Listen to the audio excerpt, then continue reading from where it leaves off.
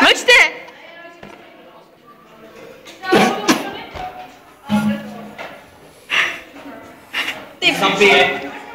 Tak co, děcka? Tak teď... Korňa! Nesmíš to vydýchat.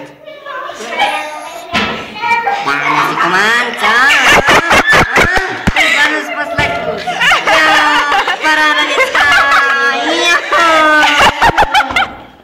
Hej, ty nebudeš slyšet přes ten smích. Ahoj, Kitty, dýcháš? Ne, nemůžeš. Hej, počkej, Kitty, teďka Kitty.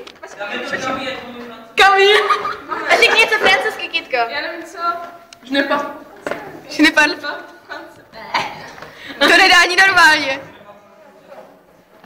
Je ne parle pas français. Hej, dobře. Hej, nechte to Connie jednou zkusit. Maminku. Jak mám úplně debilně, tak víš co, já jsem si teď musela odstřihnout tak ten balónek. Já ne. To nepůjde už ale nahoru. To je strašně vtipný. Počkej ještě. To je strašně vtipný. Ne, já nechci. Ne, já nechci.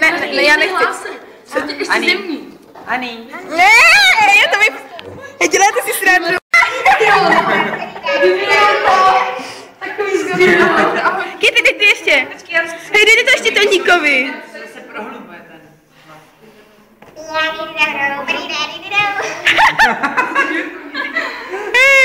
Hej, dej to Toníkovi.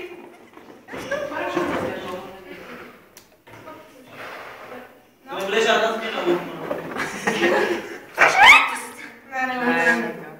Hej, dejte to Toníkovi, Toník zní nejlíp. Můžu já mluvit normálně.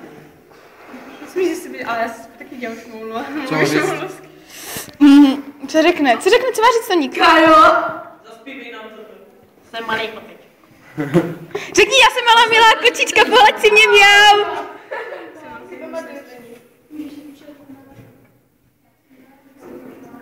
Jsem malá milá kočička, mňau. Dobře, ty Toník. Dáme kamíne. Ne, serme na kamí. Dobře ty. Konec.